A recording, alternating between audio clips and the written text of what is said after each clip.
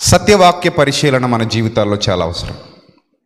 చాలాసార్లు మనం చెప్పుకున్నట్టుగా ఆహారం తినని మనిషి ఎలాగైతే నీరసించిపోతాడో, వాక్యం దొరకని మనిషి కూడా ఆత్మీయంగా నీరసించిపోతాడు.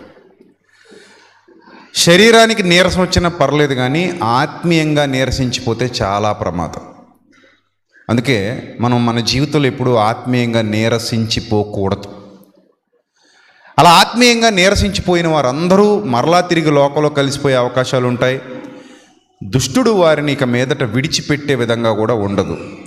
ఎందుకంటే ఒకమారు వాడి చేతి నుంచి తప్పించుకున్న తర్వాత మరోమారు మరలా వాడి చేతికి మనం చిక్కితే ఆ చిక్కిన సమయంలో చాలా బలంగా మనల్ని పట్టుకుంటాడని వాక్యం సెలవిస్తోంది. మరి 7 దయ్యములు వెంటబెట్టుకుని వస్తాడు. అందుకే సాధారణంగా పడిపోయే అవకాశం విశ్వాసుల జీవితాల్లో రాకూడదు అని నేను మనస్ఫూర్తిగా కోరుకుంటాను. దేవుడు కూడా అదే కోరుకుంటున్నారు. పడిపోతే తిరిగి నిలబడడం కొంచెం కష్టం, సాధ్యం కాదు అని నేను చెప్పను, కానీ పడిపోతే తిరిగి నిలబడడం కొంచెం కష్టం. కొందరు నిలబడతారు, కొందరు నిలబడరు. కొందరు మరలా తిరిగి వస్తారు, ఇక మరి కొందరు ఎప్పటికీ తిరిగి రారు. కాబట్టి పడిపోకుండునట్లు నిలబడ్డానని తలంచుకుని ప్రతివాడు, కొరింథీ పత్రికలో చెప్తున్నాడు, తాను నిలుచున్నానని తలంచుకుని ప్రతివాడు పడిపోకుండునట్లు జాగ్రత్తగా చూసుకోవాలి. సో పడిపోకుండా జాగ్రత్తగా చూసుకోవాలి అనే మాటలోని ఆంతర్యం ఏంటి అని మనం జాగ్రత్తగా ఆలోచిస్తే, భక్తి సంబంధమైన, దైవ సంబంధమైన, దైవాత్మ సంబంధమైన, వాక్య సంబంధమైన పరిస్థితుల్లో ఎప్పుడూ తాను మసులుకుంటూ ఉండాలి. ఎప్పుడైతే అలాంటి పరిస్థితుల్లో మసులుకుంటూ ఉంటాడో పడిపోయే ఛాన్సెస్ తక్కువగా ఉంటాయి. ఎప్పుడైతే దానికి కొంచెం దూరంగా జరుగుతాడో పడిపోయే ఛాన్సెస్ ఎక్కువగా ఉంటాయి. అప్పుడప్పుడు చీమల బారులు వెళుతూ ఉంటాయి, మనం చూస్తూ ఉంటాం. ఈ చీమల బారులు వెళుతున్నప్పుడు అవి ఒక రసాయనాన్ని విడుదల చేసుకుంటూ వెళ్ళిపోతాయి, తన వెనకొచ్చే వాళ్ళకి రూట్ తెలియడానికి. ఒకదాని వెంట ఒకటి ఒకదాని వెంట మరొకటి ఆ రూట్లో క్రమంగా వెళ్ళిపోతూ గమ్యస్థానానికి చేరిపోతూ ఉంటాయి, ఆహారాన్ని క్యారీ చేస్తూ ఉంటాయి. ఇలా ఆహారాన్ని క్యారీ చేస్తున్నటువంటి టైంలో మనం ఏదైనా ఆ లైన్లో నుంచి ఒక చీమను పక్కకు తప్పించేసాం అనుకోండి, అది మరలా వాటితో జత కట్టడానికి కొంత సమయం పడుతుంది. కొన్ని జత కడతాయి, కొన్ని ఎక్కడికో తప్పిపోతాయి. అంటే లైన్లో ఉన్నంతసేపు ఏ ప్రాబ్లం లేదు. ఎప్పుడైతే లైన్ తప్పిందో ఏమవుతుంది, ఆటోమేటిక్గా మరలా లైన్లో చేరడానికి చాలా కష్టం అవుతుంది, లేకపోతే ఇంక వేరే చోటకి దారి తప్పి వెళ్ళిపోవచ్చు. అందుకే ఎప్పుడు కూడా గట్టిగా పట్టుకోమంటాడు, సహవాసంలో నుంచి వెళ్ళిపోవద్దు, సహవాసం మీకు ఎప్పుడు ఉండాలి, సత్యమందు సహవాసము గలవారై మీరు ఉండాలి, వాక్యంలో మీరు ఉండాలి, వాక్య వివేచన, వాక్య జ్ఞానం, ఇవన్నీ ఎప్పుడు ఆ నెట్వర్క్ మీ చుట్టూ ఉన్నప్పుడే మీరు వర్కింగ్లో ఉంటారు. ఆ నెట్వర్క్ మీలో లేనప్పుడు, ఆ చుట్టూ ఉన్నటువంటి ఆ వాతావరణంలో మీరు లేనప్పుడు ఆటోమేటిక్గా మీరు ఏమైపోతారు, దారి తప్పిపోతారు. రైట్. ఇప్పుడు మనం ఆలోచించవలసినటువంటి ప్రధానమైన విషయం ఏంటంటే, దేవుల్లో ఉండాలి, దేవుల్లో ఉండాలి, దేవునితో ఉండాలి, దేవునితో సహవాసం కలిగి ఉండాలి, ఆయన కార్యాలలో ఉండాలి, ఆయన కొరకు బ్రతుకుతుండాలి. ఎందుకంటే మానవ జీవితం అనేది చాలా స్వల్పమైన సంగతి. పలుమార్లు దేవుడు మనకు గుర్తు చేస్తూనే ఉన్నాడు. పాత నిబంధన గ్రంథంలో అధిక బలం ఉన్న ఎడల 80 సంవత్సరములు అంటాడు. మా దినములు వాటి వైభవం ఆయాసం దుఃఖమే, మాకు 70 సంవత్సరాలు, అధిక బలం ఉంటే 80 సంవత్సరాలు, ఆ పై పడినా కూడా దానివల్ల మాకు ఎలాంటి ప్రయోజనం ఉండదు అని చెప్తాడు. ఈ అధిక బలం ఉన్న ఎడల 80 సంవత్సరాలన్న మాట కూడా ఈ మధ్యకాలంలో మనం దాన్ని తగ్గించుకుంటూ వస్తున్నాం. మన జీవన విధానాలను బట్టి, మన ఆహారపు అలవాట్లను బట్టి, మన చుట్టూ ఉన్నటువంటి పరిస్థితులను బట్టి, కాలుష్యాన్ని బట్టి, మన భూమిని మనమే కలుషితం చేసుకుని, మన తినుబండారాలు మనమే కలుషితం చేసుకుని, మన కూరగాయలు ఆకుకూరలు కూడా మనమే కలుషితం చేసుకుని, మందులమయం చేసుకుని, జీవితం అంతా మందులు, నిద్రలేని రాత్రులు, ఈ వ్యర్థమైన వాటి వల్ల, వ్యర్థమైన వాడకాల వల్ల మన ఆయుష్కాలాన్ని మనం చేతులారా తగ్గించుకుంటున్నాం. షేన్ వార్న్ అని మీ అందరికీ తెలుసు, ఆస్ట్రేలియా స్పిన్ దిగ్గజం ఆయన. ఒకప్పుడు షేన్ వార్న్ అంటే అసలు ఎంత పేరు అంటే అంత పేరు. చాలా గొప్ప క్రికెటర్, చాలా గొప్ప బౌలర్. క్రికెట్ అభిమానులకి, క్రికెట్ వీక్షించే వాళ్ళకి తెలుస్తుంది. నాలా పేపర్లో చదివే వాళ్ళకు కూడా తెలుస్తుందండి నేను క్రికెట్ అభిమాని కాదు. క్రికెట్ అభిమాని అని అనుకుంటారని చెప్తున్నా. I don't like cricket. So ఈ క్రికెట్ అభిమానులు ఎక్కువగా ఇష్టపడేటువంటి వ్యక్తి ఎవరంటే ఆస్ట్రేలియా క్రికెట్ దిగ్గజం. ఆయన వయసు ఎంతట? 52 సంవత్సరాలట. మరి అధిక బలం ఉందా లేదా ఆయనకి? చూడటానికి చాలా బలంగానే ఉంటాడు ఆయన. క్రికెటర్ అంటే వాళ్ళు ఫిట్నెస్ మెయింటైన్ చేస్తారు, ఫిజికల్గా చాలా ఫిట్గా ఉండాలి వాళ్ళు. అది బౌలర్ అంటే ఇంకా ఫిట్గా ఉండాలి. బౌలింగ్ అంత ఈజీ ఏం కాదు, బ్యాటింగ్ కంటే కూడా కష్టమైంది బౌలింగ్. సో అలాంటి వ్యక్తి, ఫిజికల్గా ఫిట్గా ఉన్న వ్యక్తి 52 ఇయర్స్కే ఈ లోకాన్ని ఖాళీ చేసి వెళ్ళిపోయాడు. ఆస్తికి కొదువు లేదు, అంతస్తుకు కొదువు లేదు, ప్రపంచంలో ఆయన తెలియని వారు లేరు. అలాంటి స్థితిలో ఆయన ఈ లోకాన్ని విడిచిపెట్టి వెళ్ళిపోతే ఇప్పుడు మనకు అర్థం కావాలి, మానవ జీవితం మనం అనుకున్నంత ఎక్కువ ఉండకపోవచ్చు. మన ఊహలు పటాపంచలైపోవచ్చు, మన ఆలోచనలు పటాపంచలైపోవచ్చు, మనం ఆశించినంత ఎక్కువ దూరం మనం పరిగెత్తలేకపోవచ్చు. ఎంత దూరం పరిగెడతామో మనకు తెలియదు, మనం అనుకుంటాం అంతే, ఊహించుకుంటాం. దీవించమని మన దగ్గరికి ఎవరైనా వచ్చి అక్షింతలు చేతిలో వేస్తే మనం వెంటనే అంటాం, నిండు నూరేళ్ళు ఆయుర ఆరోగ్యాలతో, సుఖ సౌఖ్యాలతో, శాంతి సౌభ్రాతృత్వాలతో, పిల్ల పాపలతో, ధన కనక వస్తు వాహన పుత్ర పౌత్ర అభివృద్ధితో హాయిగా ఆనందంగా బతుకునాయన, బతుకు తల్లి, నా ఆయుష్ కూడా పోసేసుకో అమ్మా, నేను ఈరోజు సాయంత్రం చచ్చిపోతున్నాను, మిగిలింది నీకు ఇచ్చేసి, ఇది మా పప్పు కూడా మీరు తినేయండి అన్నట్టు. వాళ్ళు కుదరదు అది. మా అన్నం కూడా మీరు తినేయండి అంటే ఒక అర్థం ఉంది. నా బూరి కూడా నువ్వు వేసేసుకో అంటే బాగుంది. నేను స్వీట్ తిన్నా, నా కాజా కూడా నువ్వు తింటే బాగుంటుంది, కానీ నా ఆయుష్ కూడా నువ్వు పోసేసుకో అంటే అవ్వదు. అది ఏదో మాట వరుసకు మనం అంటాం. ఇంకా బాగోదని 1000 ఏళ్ళు వర్ధిల్లమ్మా అంటాం. అన్నేళ్ళు ఉంటావా? 1000 ఏళ్ళు 100 ఏళ్ళు ఎప్పుడో అయిపోయినవి అవి. ఎక్కడో కానీ చూడలేదండి. 90, 100 క్రాస్ అయ్యారంటే Guinness book of world records అన్నట్టు ఉంది ఇప్పుడు. పూర్వం అయితే 100 ఉండేవారు. ఆ 100 ఎందుకు ఉండేవారంటే పొద్దున్నుంచి సాయంత్రం వరకు ఎండలో మరిగిపోయి పనిచేసి ప్రశాంతమైన నిద్ర, కలుషితం లేని ఆహారం, మన తాత ముత్తాతల కాలంలో కొంతవరకు వాళ్ళు కూడా ఉండేవారు. ఆ రోజుల్లో కూడా మందులు లేవు కాబట్టి కొన్ని వ్యాధులు వచ్చేవాళ్ళు, చనిపోయేవారు. ఎప్పటికప్పుడు ఆ రేటు అలాగే ఉంది. అయితే ఇప్పుడు మనం గమనించాల్సిన విషయం ఏంటంటే, ఎక్కువ కాలం అనేదానికి మన జీవితంలో ఆస్కారం ఉండకపోవచ్చు. మరి ఆ తక్కువ కాలాన్ని మనం ఏం చేయాలంటే సద్వినియోగమే చేసుకోవాలి, దుర్వినియోగం చేయకూడదు. అందుకే మనం భక్తిలో ఉండాలి, దేవునితో సహవాసం కలిగి ఉండాలి, దేవునితో అనుబంధం కలిగి ఉండాలి. నువ్వు ఎంత సంపాదించావు అన్నది కాదు ముఖ్యం, ఎన్ని సంవత్సరాలుగా పడిపోకుండా దేవునితో కలిసి నడుస్తున్నావు అన్నది ముఖ్యం. అర్థమైందా? ఏంటి 10 ఏళ్ళు అవుతోంది ఇంకా ఏం సంపాదించలేదా అని ఎవరైనా నన్ను అడిగితే నేను అంటాను, 10 ఏళ్ల నుంచి నేను దేవునిలో పడిపోకుండా నిలబడే ఉన్నాను, ఇంతకంటే ఏం సంపాదించాలంట. అవునా కదా? మీరు ఆలోచించండి. నువ్వు ఎంత సంపాదించావని ఎవడైనా అంటే నేను చెప్పే సమాధానం అదే. మనం సంపాదించాల్సింది ప్రభువులో ఐశ్వర్యవంతులుగా చేశాడు మనల్ని దేవుడు. ఏ కొదువ లేదు, ఏ లోటు లేదు, మనశ్శాంతినిచ్చాడు, సమాధానాన్ని ఇచ్చాడు, శాంతినిచ్చాడు, ఎంతోమందిని ఆయన వైపు తిప్పగలిగే భాగ్యాన్ని ఇచ్చాడు, రక్షణనిచ్చాడు.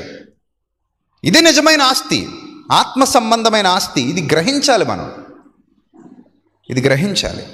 రైట్. మరి ఈ సమయంలో మనం దేవునితో నిలబడాలి అంటే ఏం చేయాలంటే, చాలామంది ఎంచుకున్నటువంటి విధానం, ఇప్పుడు లెంట్ ప్రారంభమైందా లేదా? ఏ రోజు అయింది ప్రారంభం? ఎన్ని రోజులు అవుతుంది? ఒకళ్ళు చెప్పండి, బాగా తెలిసిన వాళ్ళు చెప్పండి, ఒకళ్ళు చెప్పండి. వారం అయింది. ఏ తారీఖు? 2nd స్టార్ట్ అయిందా? రైట్. మార్చి 2nd స్టార్ట్ అయింది. ఎప్పుడు ముగుస్తుంది? కరెక్ట్గా 40 రోజులు. ఏప్రిల్ 17వ తేదీతో ముగిసిపోతుంది. అప్పటి వరకు మన క్రైస్తవ సమాజంలో చాలామంది ఈ 40 దినాలు ఉపవాస దీక్షలు ప్రారంభిస్తారు. ఉపవాసం అనేది మ్యాండేటరీ కాదు. మీరు బైబిల్ అంతా చదవండి, ఉపవాసం చెయ్యాలి ఖచ్చితం అన్న ఆజ్ఞ బైబిల్లో లేదు. అందుకే ఎవరి మీద మనం దాన్ని బలవంతంగా రుద్దొద్దు అంటాను. ఎందుకంటే ఉపవాసం చెయ్యొద్దు అనేది నా ఆలోచన కాసుమా, మీరు దాన్ని గ్రహించాలి. ఉపవాసం అనేది కమాండ్మెంట్ కాదు, అంటే ఆజ్ఞ కాదు. నూతన నిబంధనలో ఒక ఆజ్ఞగా ఉపవాసం మీరు చెయ్యాలి అని దేవుడు ఇవ్వలేదు. ఎందుకు ఇవ్వలేదో కూడా నేను చెప్తాను. అందరి ఆరోగ్యాలు ఒకలాంటివి కావు, అందరి శరీరాలు ఒకలాంటివి కావు. ఒకవేళ ఆజ్ఞగా ఇస్తే యవ్వనంలో ఉండగా బాగానే చేస్తాం, కానీ కొంచెం వయసు మీద పడిన తర్వాత ఏ షుగరో బీపీయో వచ్చిందనుకోండి, మనం చేయగలమా? చేయలేం. అప్పుడప్పుడు నేను కొన్ని టాస్కులు తీసుకుంటుంటాను. మొన్న మధ్య సడన్గా ఎందుకో ఉప్పు మానేయాలనిపించింది. ఒక 5 రోజులు మొత్తం ఉప్పు మానేశాను. అసలు నోట్లోకి ఉప్పు కానీ నూనె కానీ వెళ్ళనివ్వని పదార్థాలు తిన్నాను. 6వ రోజు అనగా నిన్న సాయంత్రం కొంచెం వీక్గా అనిపించింది.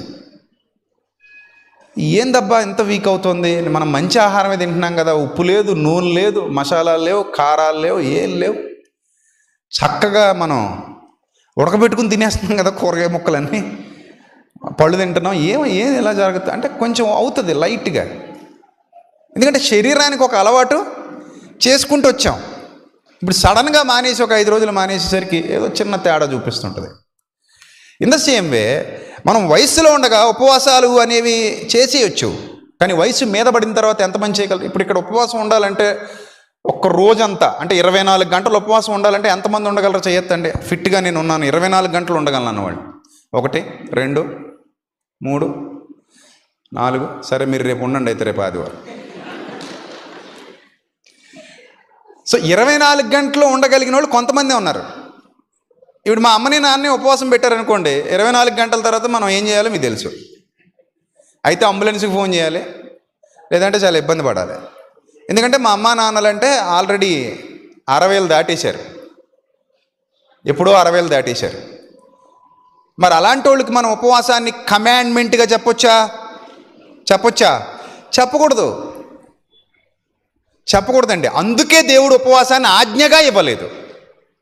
ఒకవేళ ఆజ్ఞగా ఇచ్చాడనుకోండి, అందరూ ఖచ్చితంగా ఏం చేయాలి? దాన్ని పాటించాలి. నీకు షుగర్ ఉన్న పాటించాలి, బీపీ ఉన్న పాటించాలి, నీకు గుండె జబ్బు ఉన్న పాటించాలి, లివర్ జబ్బు ఉన్న పాటించాలి, గ్యాస్ట్రిక్ ఎక్కువగా ఉండి అల్సరు ఇలాంటి వ్యాధులు లోపలుండి పుళ్ళు పడిపోయిన పేగులు ఏం చేయాలి?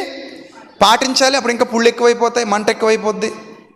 సో ఏమైనా సరే ఉపవాసం అంటే ఉపవాసం అన్నట్టు పాటించేయాల్సి వస్తుంది.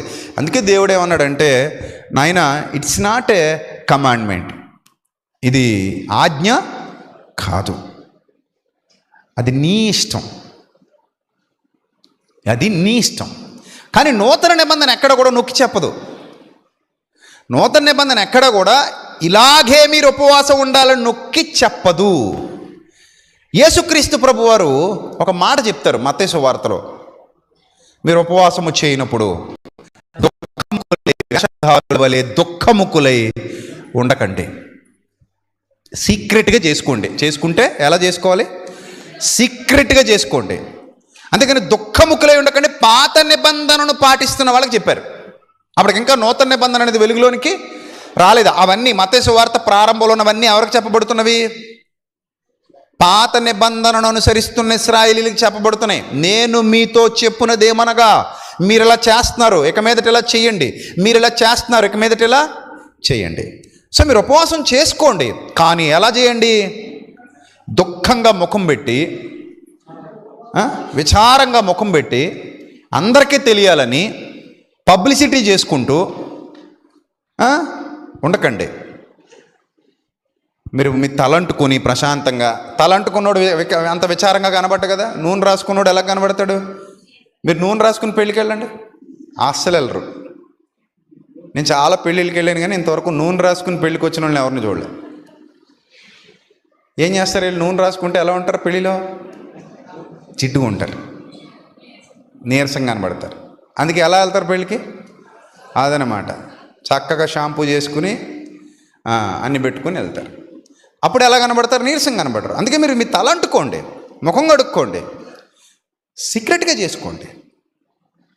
అలా అని నేను ఆజ్ఞగా చెప్పట్లేదు, ఖచ్చితంగా మీరు చేయాలని నేను చెప్పట్లేదు. కానీ పాత నిబంధన కాలంలో చాలా ఖచ్చితంగా ఉపవాస దినాలు పాటించేవారు, ఉపవాస దినాలు చాటించేవారు, ఉపవాసాలు చేసేవారు.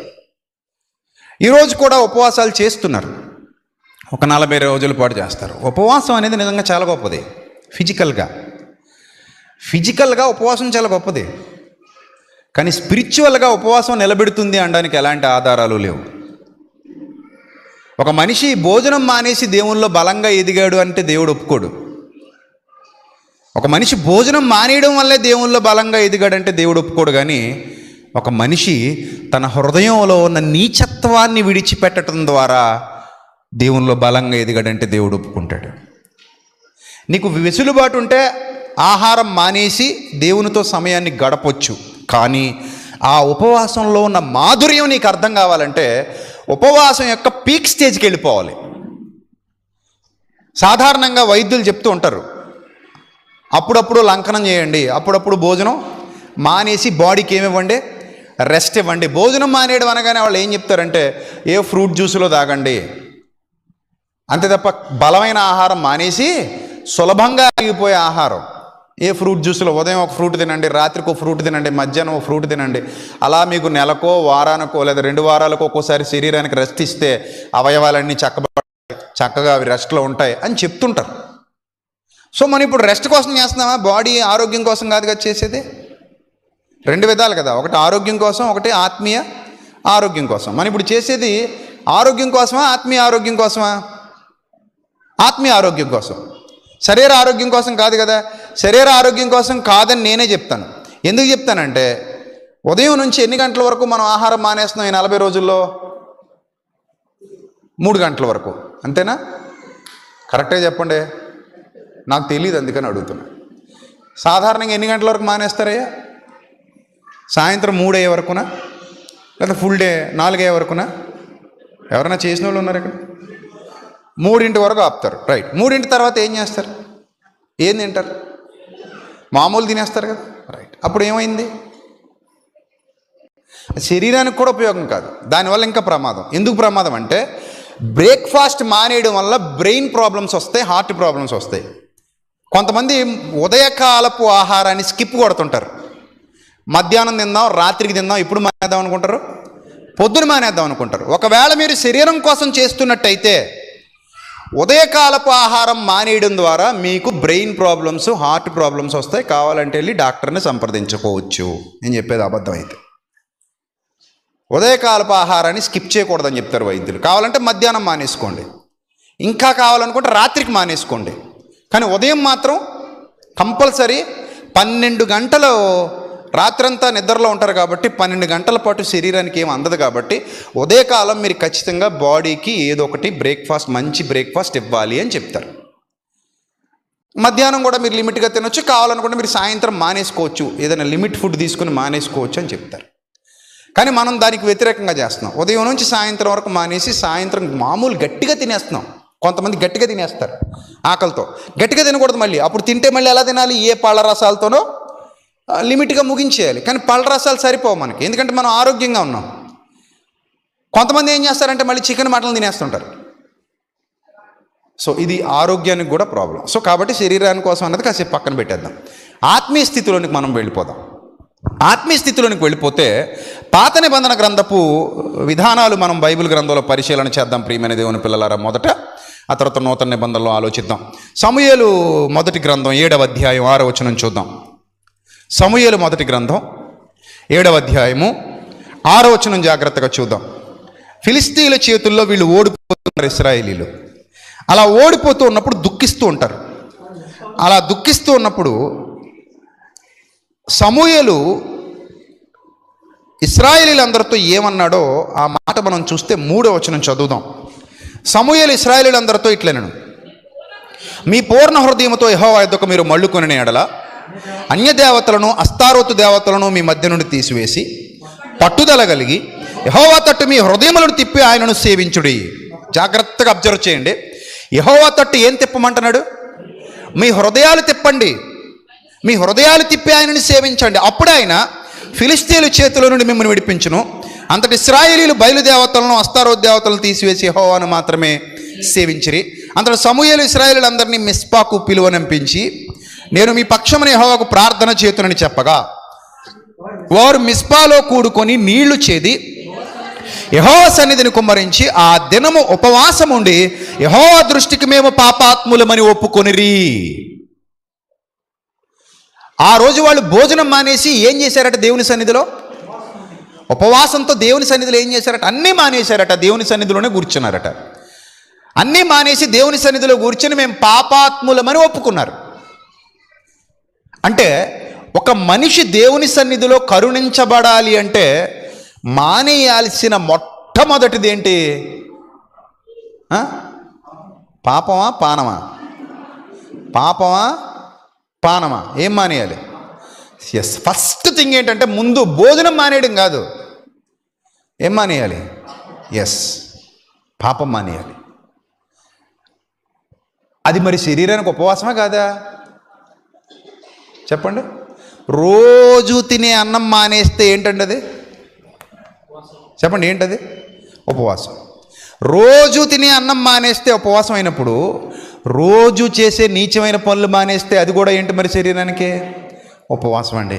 ఏ ఉపవాసం దేవుడికి ఇష్టం? చెప్పండి. రోజు తినే అన్నం మానేస్తాం ప్రభువా, ఆర్ యు ఓకే అంటే I'm not okay my dear son, I'm not okay. నేను రోజు చేసే పనికి మాలిన పనులు మానేస్తాను ప్రభువా, ఈ రోజు నుంచి ద్విమనస్కులారా మీ హృదయములను శుభ్రం చేసుకోండి, పాపులారా మీ చేతులను కడుక్కోండి, అది మానేయండి. అప్పుడు నేను మిమ్మల్ని చాలా ఇష్టపడతాను. రోజు చేసే పాపిష్టి క్రియలు మానేస్తే అది కూడా శరీరానికి ఉపవాసమే. ఇప్పుడు సిగరెట్ కాల్చేవాడు సిగరెట్ మానేశాడు అనుకోండి, పెదవులకు ఉపవాసం, ఊపిరితిత్తులకు ఉపవాసం, ఆ దరిద్రం నుంచి. అంతే కదా? ఎంత భయంకరమైంది తెలుసా సిగరెట్ అది? ఒక్క సిగరెట్ పీలిస్తే చాలు ఊపిరితిత్తులన్నీ ఎలా అయిపోతాయి? నల్లగా అయిపోతాయి. యూట్యూబ్లో వీడియోస్ ఉంటాయి చూడండి, సిగరెట్స్ కాల్చే ఊపిరితిత్తులు ఎలా ఉంటాయి అని యూట్యూబ్లో వీడియోస్ ఉంటాయి. అది ఎంత ఘోరాతి ఘోరంగా మారిపోతాయంటే, అప్పుడప్పుడు మన పాత ఇల్లులు ఉంటాయి తెలుసు కదా మీకు, మన పాత పొయ్యిలుండి చూరున్న ఇల్లులు ఉండేవి. మరి మా కాలంలో ఉండేవి, ఇప్పుడైతే కష్టం, దొరకట్లేదు, ఎక్కడొక్కడ ఉండట్లేదు, ఎందుకంటే అందరూ కూడా జగన్ గారి ఇల్లులు కట్టేసుకుంటున్నారు. సో మా కాలంలో అయితే, మా చిన్నతనంలో అయితే ఎక్కువ శాతం ఈ పొగలు, ఈ పాకిల్లులు, దాని కింద నార్మల్ పొయ్యి, ఏది ఇటుకల పొయ్యి. ఇటుకల పొయ్యి అంటే పుల్లల పొయ్యి. ఈ పుల్లల పొయ్యి కుండ వాడేటప్పుడు ఏమైందంటే, ఆ చూరికి పాక నేసేటప్పుడు తెలిసేది. ఆకులు తీస్తారు కదా, తాటాకులు తీసి కొత్త ఆకులు వేస్తారు కదా, కొత్త ఆకులు వేసేటప్పుడు ఆ కర్రలన్నీ ఎలా ఉండేవి తెలుసా? పచ్చటి వెదురు బొంగులు నల్లగా అయిపోయేవి. ఎందుకంత నల్లగా అయిపోయాయి అంటే పొగ చూరిపోయింది అనేవారు. ఆ పదం ఏంటది? పొగ చూరింది, మసారిందట. మసారిందో పొగ చూరిందో మొత్తం మీద ఏమైంది? నల్లగా అయిపోయింది. ఎందుకంత నల్లగా అయిపోయింది? పొగ. ఏమండి, ఊపిరితిత్తులు బాగా సున్నితంగా ఉంటాయా, మన తాటాకు ఎదురు బొంగులు సున్నితంగా ఉంటాయా? మీరు చెప్పండి. ఊపిరితిత్తులు ఎక్కువ సున్నితంగా ఉంటాయా, తాటాకు ఎదురు బొంగులు సున్నితంగా ఉంటాయా? ఏవి సున్నితమైన అవయవాలు? అదే, ఇవేమో అవయవాలు, అవేమో ప్రకృతిలో పదార్థాలు. ఏవి సున్నితమైనవి కదా? ఊపిరితిత్తులే కదా. మరి ఊపిరితిత్తులు ఇంకెంత భయంకరంగా అయిపోతే ఒక్క సిగరెట్కి. కొన్ని మామూలు ఊదేస్తారంటే లోపలికి లాగి అదంతా లోపల బాగా ఆరబట్టిన తర్వాత మిగిలిన సగం ఒక 50% లోపల అంటూ పోయిన తర్వాత మిగిలిన శాతం ముక్కులోంచి, మళ్ళీ లేకపోతే నోట్లోంచి. అంతే కదా. మరి ఇంత అలా చేస్తున్నప్పుడు లోపల ఊపిరితిత్తులు ఏమైపోతాయి? ఒకడు దూద్తో చేసాడు ప్రయోగం, చేసి సిగరెట్లు పెట్టి ఆ లోపలంతా పీల్చిన తర్వాత ఆ దూది పిండితే ఒక 100 సిగరెట్లకే నల్లగా వచ్చిందనమాట అందులోంచి. మరి నీ ఊపిరితిత్తులకు ఉపవాసం పెట్టావా? జీర్ణ వ్యవస్థలో జీర్ణాశయానికి మాత్రం ఉపవాసం పెడుతున్నావా? అవయవాలు ఎన్ని? చాలా ఉన్నాయి. అవయవాలు ఎన్ని? చాలా ఉన్నాయి. అరికాలు మొదలుకొని నడినెత్తి వరకు. ఈ అన్నింటిలో దేవుడి కోసం నువ్వు ఉపవాసం పెట్టే అవయవం ఏది? చెప్పు, దేది?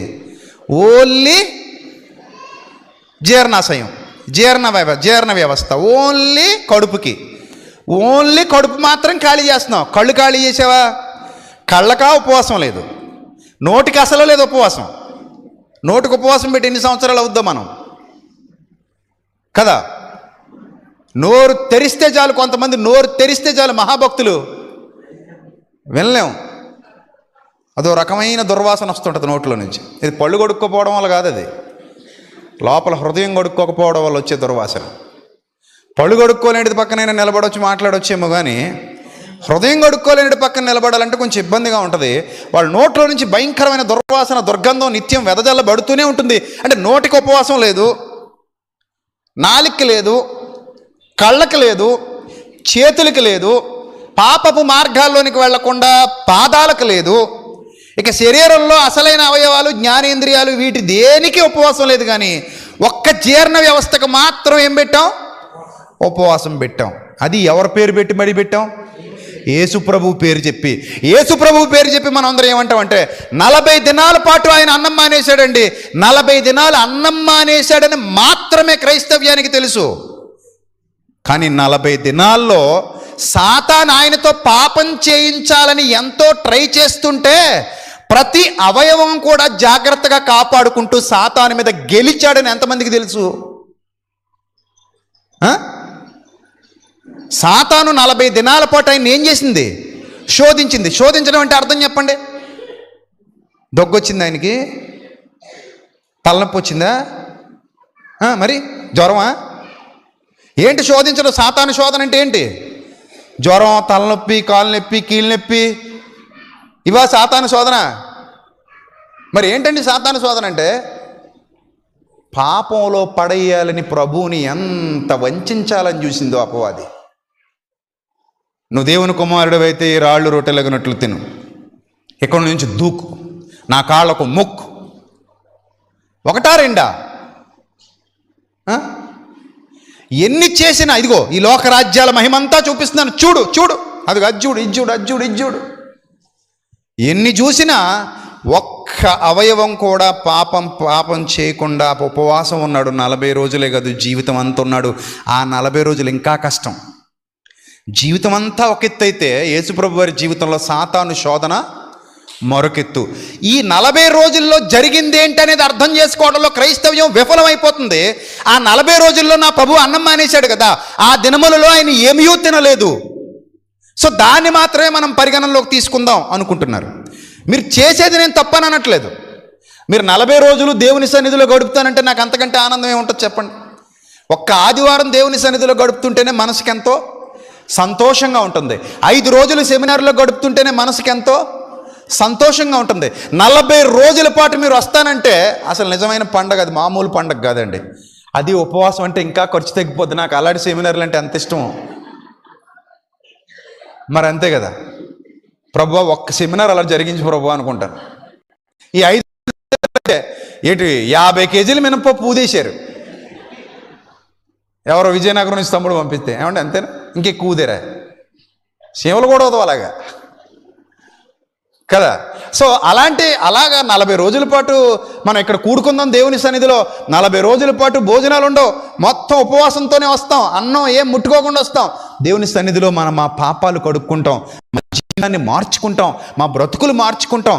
ఉపవాసం కేవలం పొట్టకు మాత్రమే పెట్టాం, టోటల్ బాడీకి పెడతామంటే అంతకంటే ఆనందం ఉంటుందా? అంతకంటే సంతోషం ఉంటుందా? చాలా గొప్ప విషయం అది. కానీ అలా కాదట. పేరుకేమో ప్రభు పేరు చెప్పుకుంటున్నామా? ఆయన 40 రోజులు ఏమీ తినలేదు.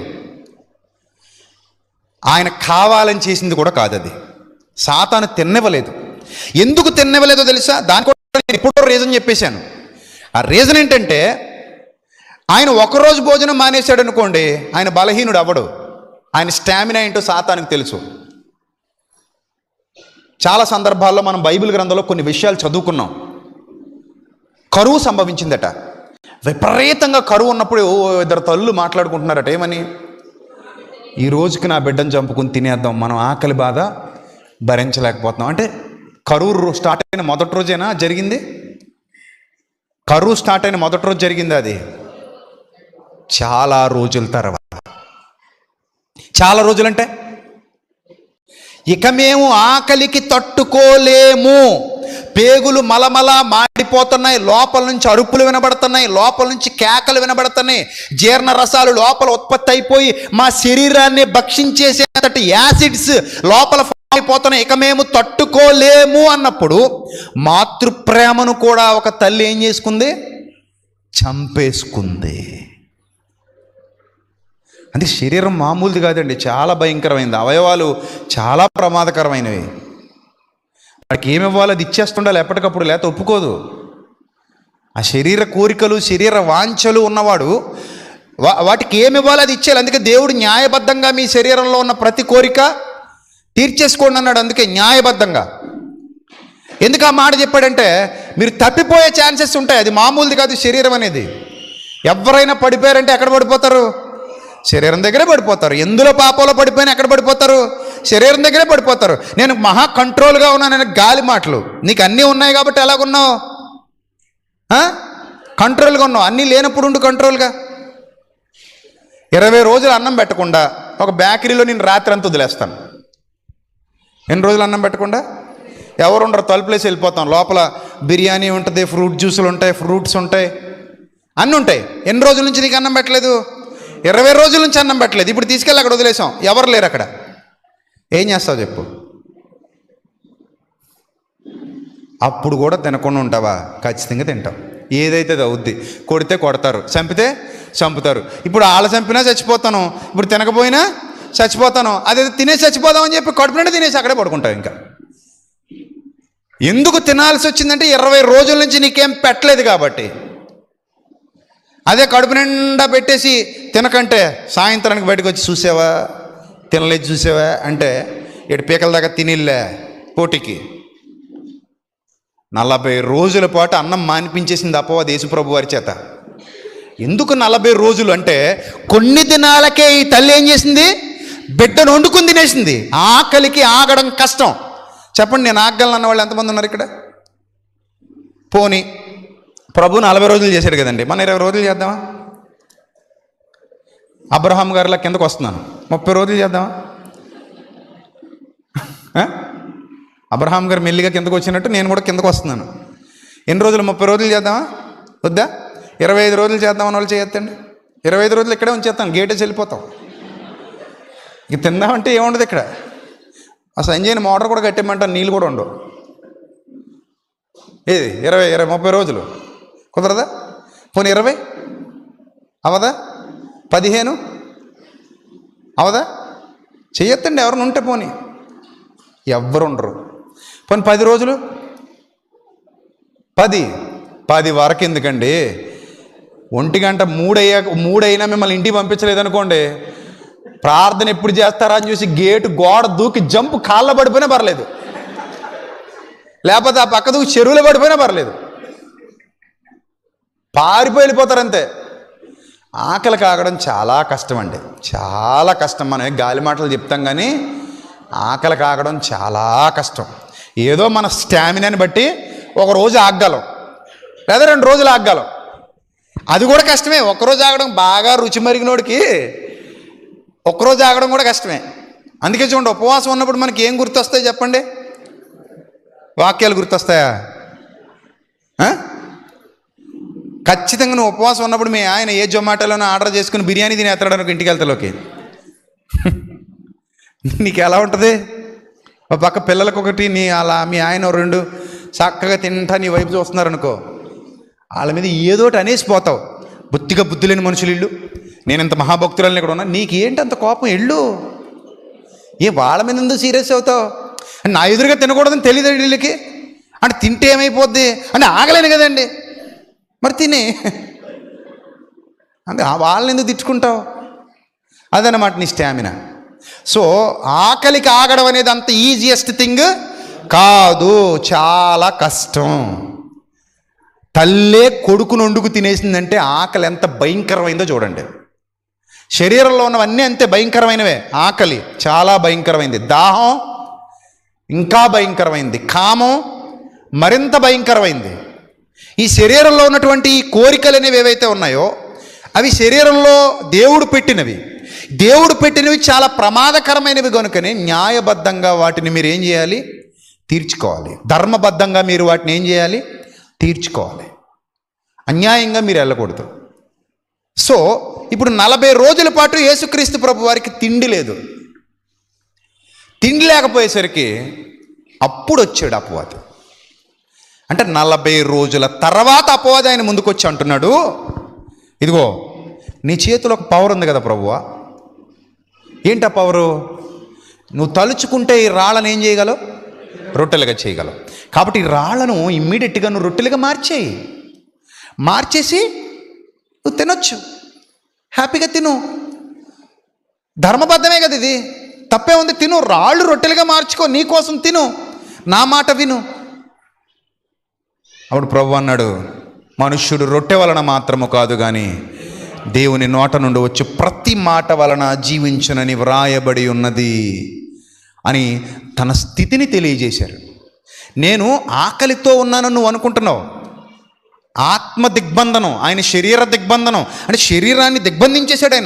ఆయన ఆత్మను శరీరాన్ని విడివిడిగా ఉంచగలిగే సమర్థుడు. ఆయన తన ఆత్మీయ స్థితితో శరీరాన్ని అవసరమైతే అలా ఉంచేయగలిగే సమర్థుడు. ఆయన ఆ విషయంలో సాధన చేసినవాడు. మామూలు సాధన కాదు యేసుక్రీస్తు ప్రభు వారి సాధన, చాలా పవర్ఫుల్. ఆయన తన శరీరాన్ని ఎలా అనచాలో ఆయనకు తెలుసు, తన శరీరాన్ని ఎలా లొంగదీసుకోవాలో ఆయనకు తెలుసు. అదంత ఈజియెస్ట్ థింగ్ కాదండి.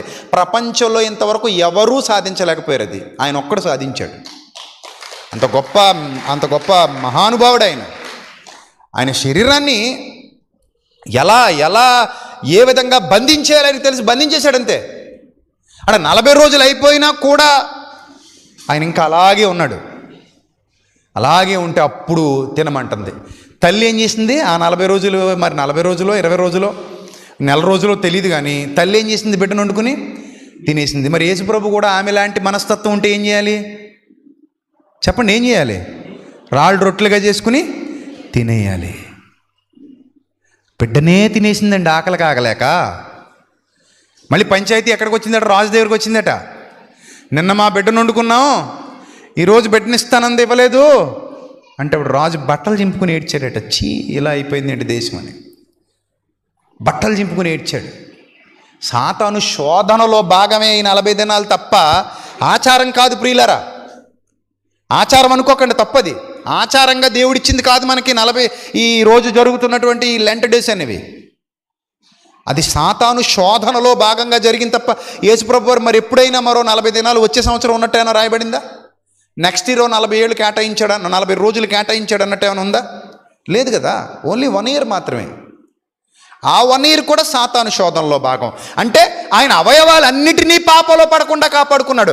కేవలం పొట్ట మాత్రమే కాదు, కళ్ళు, శరీరాశ, నేత్రాశ, జీవపుడమ్ము అన్ని ఎరలు యేసు ప్రభు ముందు వేసేసాడు. అది ఏదొదలేడు.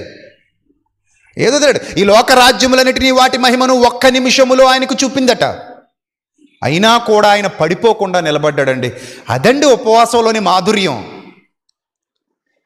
అది నీ హృదయ సౌందర్యమే ఉపవాసంలోని మాధుర్యం. నీ హృదయం ఎంత అందంగా ఉందో అది నిజమైన ఉపవాసం. అది లేకుండా కేవలం పొట్ట ఖాళీ పెడితే అది కూడా ఎంతసేపు పెడతావు? పొట్ట ఎంతసేపు పెడతావు ఖాళీ? కేవలం ఒక 6 గంటలు లేదా 7 గంటలు పెడతావు. తర్వాత మనసు ఎక్కడికి పోద్ది? 3 అయ్యేసరికి ఎవరిని ఆపలేమండి. కావాలంటే ఏమండి ఈ రాత్రికి ఉండిపోండి అనండి, ఏదో బంధువుని అన్నట్టు. ఏమంటారు? ఎవరు ఉండరు. అందుకే ఒకరోజు ఒక ఆయన నేను ఇలా చెప్తుంటే, చూడండి ఉపవాసం వద్దంటున్నాడండి ఆయన. ఉపవాసం వద్దని నేను అన్నాను, ఉపవాసం వద్దని. నువ్వు చెప్తావు ఉపవాసం ఆజ్ఞని. ఉపవాసం ఆజ్ఞ అన్నామంటే చచ్చావే 50వ సంవత్సరం వచ్చాక. ఇంక 50వ సంవత్సరం వచ్చాక నువ్వేం చేయలేవు? ఉపవాసం చేయలేవు. నీకు బైబిల్ తెలీదు, జ్ఞానం తెలీదు. That is not a commandment. అది ఒక ఆజ్ఞ కాదు. నీకు వెసులుబాటు ఉంటే చేసుకో, చేయగలిగే సామర్థ్యం నీ దగ్గర ఉంటే చేసుకో. నేనే వద్దని చెప్పట్లా. నువ్వు అన్నం మానేస్తానంటే నాకేంటి బాధ? నీ అన్నం నువ్వు మానేసుకున్నావు, మానేసి ప్రార్థనలో కూర్చుంటానంటే నాకేంటి బాధ? కూర్చోవయ్యా బాబు, సంతోషమే. కానీ ఆజ్ఞగా మాత్రం దాన్ని చెప్పకు. అలా అని అన్నం మానేయండి నాకెంత సంతోషమో అని ప్రభు ఎక్కడా అనలేదు. యూదులు ఆ ఆచారం కలిగి ఉండేవారు. యూదులకి బాగా అలవాటు అయిపోయింది అది. యూదులు దాన్ని బాగా అలవాటు చేసుకున్నారు. అలాగే ఈరోజు హైందవ సోదరులు కూడా ఏం చేస్తారు? ఉపవాసాలు చేస్తారు. ఇస్లాం సోదరులు కూడా ఏం చేస్తారు? ఉపవాసాలు చేస్తారు. ఉపవాసాలు చెయ్యని తెగ ఎవరు లేరు. జైనులు, బుద్ధిస్టులు కూడా చేస్తారు ఉపవాసం. అసలు ఉపవాసం ఎందుకు పెట్టారంటే ఒకరోజు దేవుని సన్నిధిలో గడపండి, అన్నింటి మీద మనసు వదిలేయండి అని దాని అర్థం. అన్నమే కాదు, అన్నమే వదిలేసావంటే మిగిలిన అన్నింటి మీద కూడా ఏం వదిలేయాలి? మనసు వదిలే. అన్నింటి మీద మనసు వదిలేసి దైవ దీక్షలో, దైవ సన్నిధానంలో గడుపు అంటానికి అందరూ కూడా ఇలాంటి విధానాలని ఆచరిస్తూ వచ్చారు. ఓన్లీ యూదులే కాదు, అన్యజనులు, గ్రీకులు, రోమన్లు, బౌద్ధులు, ఇంకా ప్రపంచవ్యాప్తంగా ఆస్తికులు ఎంతమంది ఉన్నారో, నాస్తికులు తప్ప ఆస్తికులందరూ ఉపవాసాన్ని పాటించారు. విచిత్రం ఏంటంటే నాస్తికులు కూడా ఉపవాసాలు చేస్తారు. ఎందుకంటే ఆరోగ్యాన్ని కాపాడుకోవటం కోసం. అంతెందుకు, యూట్యూబ్లో మంతెన సత్యనారాయణ రాజు గారని ఒక ఆయన ఉంటాడు. ఆయన నేచురల్ వైద్యం అయింది, నేచురోపతి ఏదో చెప్తాడు ఆయన చెప్తాడు, ఒకరోజు లంకనం పెట్టండి, లంకనం పరమ ఔషధం అంటాడు. ఏదైనా జబ్బు చేస్తే, జ్వరం వస్తే అన్నం గడ్డ తినకండి, మొత్తం మానేయండి, మానేసి ఉండిపోతే మీకు జ్వరం తొందరగా తగ్గిపోద్ది అంటాడు. శరీరం హీల్ చేసుకుంటుంది, ఆ హీల్ చేసుకునే పవర్ ఉంది. శరీరానికి మీరు పని చెప్తా ఉంటే అది ఎలా పని చేస్తుంది, మీ రోగాన్ని ఎలా తగ్గిస్తుంది, దానికి పని చెప్పడం మానేయండి అంటాడు. సో అందరూ చేస్తారు. కానీ ఇక్కడ మీరు గమనించవలసిన పాయింట్ ఏంటంటే ఆత్మజ్ఞానంలో, ఆత్మీయ స్థితిలో లోతైన స్థితికి వెళ్ళేటప్పుడు మనకు అర్థమవుతున్నది ఏంటంటే మీరు ఉపవాసం చేస్తే చెయ్యండి, కానీ మొత్తం శరీరానికి చెయ్యండి. మొత్తం శరీరానికి చేయకుండా ఓన్లీ పొట్టకు చేస్తే దేవుడు అంగీకరించడు. మొత్తం శరీరానికి ఉపవాసం పెట్టండి, ఆచారబద్ధంగా కాదు, వాక్యానుసారంగా. కొన్ని సందర్భాలు మనం చూద్దామండి. అద్భుతమైన మాటలు దైవ గ్రంథంలో వ్రాయబడ్డాయండి. జకర్యా గ్రంథం 7వ అధ్యాయం, పాత నిబంధన కాలంలో జరిగినటువంటి సందర్భం ఇది. జకర్యా గ్రంథం 7వ అధ్యాయం 5వ వచనం నుంచి చూద్దాం.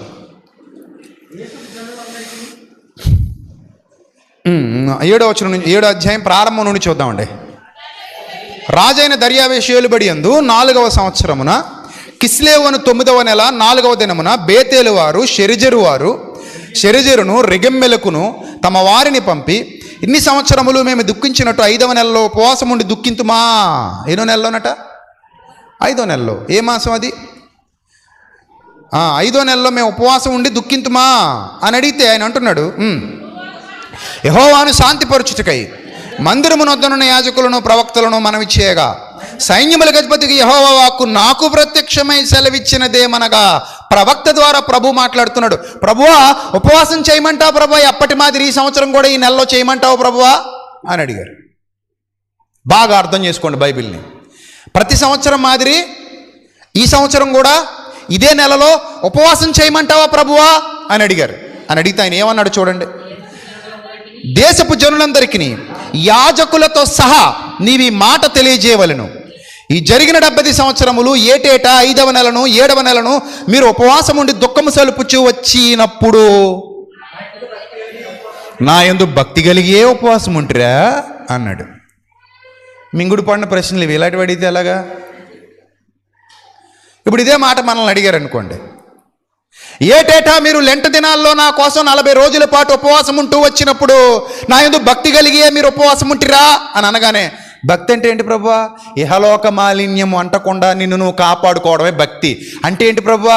అరికాలు మొదలుకొని నడినెత్తి వరకు నన్ను కూర్చోబెట్టు, లోపల నన్ను కూర్చోబెట్టు. నిన్ను కూర్చోబెడితే ఇంక నేనేం చేయగలను? అంతే కదా, నిన్ను కూర్చోబెడితే నేను చేయగలనా? ఏం చేయలేను, ఏమీ చేయలేను. ఒకరోజు నన్ను ఇంటికి భోజనానికి పిలిచారు. వాళ్ళ ఆవిడేమో భక్తురాలు, వాళ్ళ ఆయన భక్తుడు కాదు. అంటే రాడు, చర్చికి రాడు. సరే ఎందుకో పని మీద వెళ్ళాం, భోజనం చేసాం, సరే చిన్నదేదో ఫంక్షన్ అనుకునేసరికి అయిపోయిన తర్వాత నేను ఇంకా మాట్లాడుతున్నాను.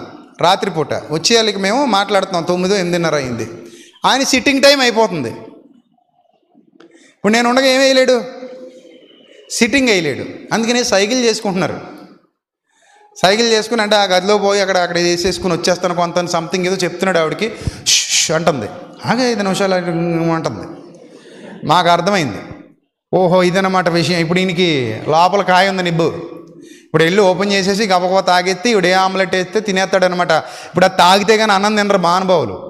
తిన్నాక తాగరు, తిన్నాక తాగితే ఎక్కదట. అందుకని ముందు తాగేయాలట, ముందు తాగేసి తర్వాత తినాలట. ఇప్పుడు తాగేస్తే తప్ప ఏం లేదు, తినడానికి లేదు. నాకు అర్థమైంది. ఏమండి మీరు కూడా రండి భోజనం చేయండి అంటే, లేదండి ముందు మీరు తినేయండి, మీరు తినేసిపోతే ఆ తర్వాత నేను చక్కగా తింటానండి. అంటే నేను ఉన్నంతసేపు ఏం చేయడు, తాగడు. అమ్మ ఈ రాత్రికి ఇక్కడే ఉంటానమ్మా అంటే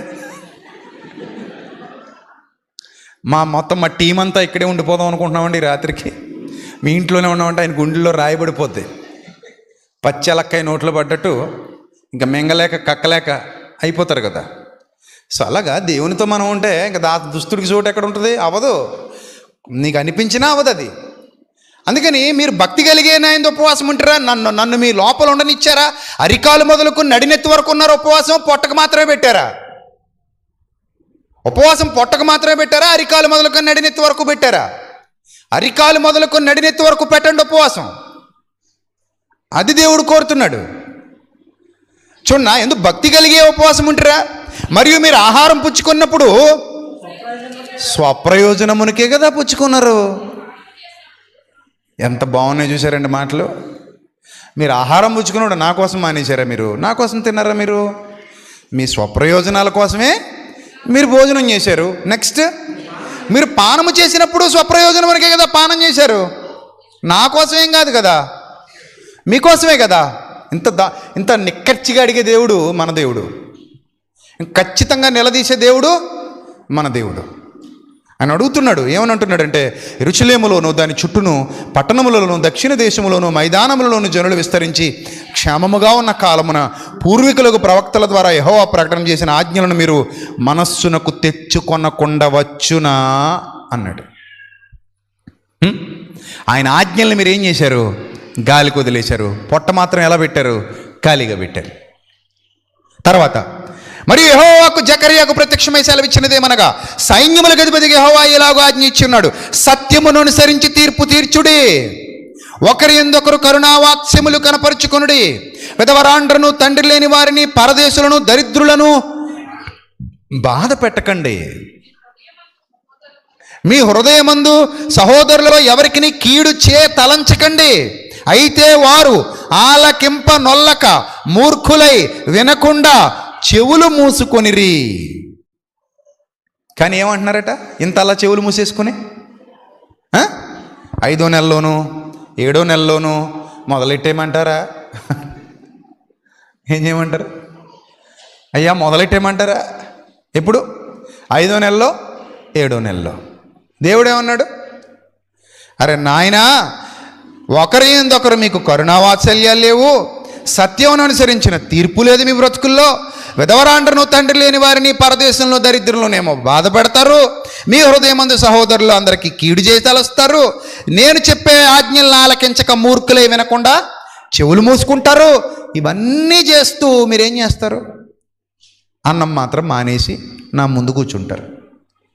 ఇదేనా నేను అడిగానా మీకు? ఇదియా నాకు ఇష్టమైన ఉపవాసం? ఇదా నాకు ఇష్టమైన యెషయా గ్రంథంలో ఉంటుంది కదా, ఇది నాకు అనుకూలమైన ఉపవాసమా? ఇది నాకు ఇష్టమైన ఉపవాసమా? ఇదా నేను కోరుకున్నాను మీ దగ్గర? అది కాదు. దేవుడు కోరుకుంటున్న ఉపవాసం ఎలాంటిదంటే, క్రొత్త నిబంధనకు వచ్చిన తర్వాత క్రొత్త నిబంధనలో ఒక మాధుర్యాన్ని రుచి చూపించాడు భక్తులకు. ఆ మాధుర్యం ఎలాంటిదంటే, సమస్తాన్ని విడిచిపెట్టి నన్ను వెంబడించండి అన్నాడు. పేతురు అంటాడు, అయ్యా ఇదిగో సమస్తమును విడిచి మేము నిన్ను వెంబడిస్తున్నాం. అంటే ఏం చేశాడు పేతురు గారు? ఉపవాసం చేశాడు. ఎంత పెద్ద ఉపవాసం అది! సమస్తాన్ని విడిచి నన్ను వెంబడిస్తున్నా. అవును ప్రభువా, నా భార్యను చూసి 4 రోజులు అవుతుంది, నా పిల్లల్ని చూసి 2 నెలలు అవుతుంది. నీతోనే కదా ప్రభువా తిరుగుతున్నాను, నీ పని మీద కదా ప్రభువా తిరుగుతున్నాను, నా కుటుంబాన్ని విడిచిపెట్టి నీతో తిరుగుతున్నాను ప్రభువా, నా ఆరోగ్యాన్ని లెక్క చేయకుండా నీతో తిరుగుతున్నాను ప్రభువా, ఏది కష్టం అనుకోకుండా నీతో తిరుగుతున్నాను ప్రభువా, కన్నీళ్ళు అనుకోకుండా, ఇబ్బందులు అనుకోకుండా, దెబ్బలు అనుకోకుండా, మరణం అనుకోకుండా, నీ పరిచర్యలో ఆత్మల సంపాదన కొరకు నేను తిరుగుతున్నాను ప్రభువా, సమస్తాన్ని విడిచిపెట్టి నేను వెంబడిస్తున్నాను ప్రభువా. That is the real fasting. ఉపవాసం అంటే అది. కేవలం అన్నం మానేశాను, మా ఇంట్లోనే కూర్చున్నాను, నా బియ్యం నా ఇంట్లోనే ఉన్నాయి, కనీసం ఆ బియ్యమైనా ఎవరికైనా ఇస్తాం మనం? 40 రోజుల్లో సంఘాలన్నీ కలిస్తే ఎంతమంది పేదలకు అన్నసంతర్పణ చేయొచ్చో తెలుసా? మనం ఆ తినడం నిజంగా మానేస్తే ఎన్ని అనాథ శరణాలయాలకు పంపించవచ్చో తెలుసా? ఎంతమంది పేదోళ్ళు బతుకుల్లో వెలుగులు నింపొచ్చో తెలుసా? కానీ అవేం చెయ్యం మనం. అన్నం మానేసాం, మన బియ్యం మన ఇంట్లోనే ఉంటాయి, మళ్ళీ సాయంత్రానికి మళ్ళీ 2 పూటలు కలిపి మనమే తినేస్తాం. అవునా కాదు చెప్పండి? నాకు తెలుసండి, ఇవన్నీ నా స్వీయానుభవాలు. ఆదివారం ఉపవాసం, పొద్దునే మా అమ్మ నేను మధ్యాహ్నం 3 అయ్యే వరకు ఆ గడియారం వంక చూసేవాడిని, మా అమ్మ వంక చూసేవాడిని. మా తల్లి ఇలా తగిలింది నాకు, వదలట్లేదు, ఇది పీడించి తినేసేది. అప్పుడు నువ్వు ఉపవాసం ఉండకపోతే ఎలాగ, ఉపవాసం ఉంటే అంతే. సరే 3 అయ్యేసరికి అమ్మయ్య సాయంత్రం మాంసం కూరేసుకు భోజనం చేసేచ్చారా బాబు అనుకో. ఆదివారం కదా, ఇంటికి పోవడం 3 గంటలకు ఒకసారి భోజనం అయిపోయేది. ఏదోటి పెరుగన్నం ఉంటే పెరుగన్నం, ఏదోటి ముందు పెరుగన్నం తినేసి, కడుపు చల్లగా ఉంటే పెరుగన్నం తినేసి, సాయంత్రం సంతలో నుంచి మేక మాంసం తెచ్చేసుకొని చక్కగా కూర వండేసుకొని అమ్మయ్య అని 4 ముక్కలు 2 మూలుగులు తినేసి పడుకుండిపోవడం వేడివేడిగా. ఇదేం ఉపవాసం అండి బాబు, దిక్కుమాల ఉపవాసం. ఏం మానేసాం మనం? 2 పూటలకి 4 పూటలు తినేస్తాం. అది మానేసామని 4 ముద్దలు ఎక్కువ తినేస్తాం ఆ బాధతో.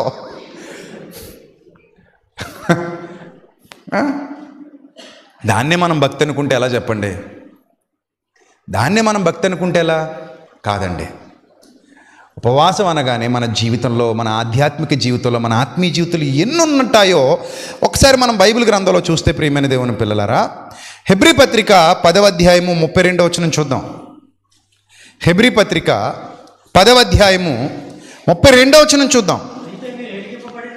అయితే మీరు వెలిగింపబడిన మీదట శ్రమలతో కూడిన గొప్ప పోరాటము సహించిన పూర్వపు దినములు జ్ఞాపకము తెచ్చుకునుడి. ఒక విధముగా చూస్తే మీరు నిందలు బాధలు అనుభవించడం చేత 10 మందిలో ఆరడి పరితిరి. ఏమండి, నిందలు ఎవరికైనా ఇష్టమా? నాకు నిందలు ఇష్టం అన్న వాళ్ళు ఎవరున్నారు ఇక్కడ? నాకు బాధలు ఇష్టం అన్న వాళ్ళు ఎవరున్నారు ఇక్కడ? నాకు అవమానాలు ఇష్టం అన్న వాళ్ళు ఎవరున్నారు ఇక్కడ? ఎవ్వరు ఉండరండి. మనం ఎవరికి అవి నచ్చవు. మనకి పొగడ్తలు కావాలి, చప్పట్లు కావాలి, గౌరవాలు కావాలి, సత్కారాలు కావాలి, సన్మానాలు కావాలి, ప్రేమలు కావాలి, ఆప్యాయతలు కావాలి. అందరూ మనకు లైక్ కొట్టేయాలి, అందరూ మన చుట్టూ తిరగాలి, అందరూ మనకి జేజేలు పలకాలి. ఈ పిచ్చితో బతుకుతున్న వాళ్ళు చాలామంది ఉన్నారు ఈరోజు. ఇదే పిచ్చి వాళ్ళకి, ఇంకా అంతకు మించి ఏమి ఉండదు. అదే సినీ కవి చెప్పినట్టు రచయితలకు చప్పట్లే ఆహారం అట. ఏంటట? రచయితలకు ఆహారం ఏంటట? చప్పట్లట. అతను రచన చేస్తాడట, చనిపోయాడండి సినీ కవి. ఆ రచన చూసి ఎవరైతే చప్పట్లు కొడతారో ఆ చప్పట్లతో కడుపు నిండిపోద్ది అంటాడు ఆయన. ఒక సినీ నటుడు కూడా అదే చెప్పాడు, మీ చప్పట్లే మాకు భోజనం అంటాడు. అలా మారిపోకూడదు. అలా మారిపోయారు మనుషులు. కానీ మనుషులకు అది కావాలి. కానీ దేవుడు ఏమంటున్నాడు ఇక్కడ? శ్రమలతో నిందలు బాధలు అనుభవించుట చేత 10 మందిలో మీకు గౌరవం లేకుండా పోయింది. 10 మందిలో మీరు ఏమవుతున్నారు? ఆరడి పడ్డారన్నాడు.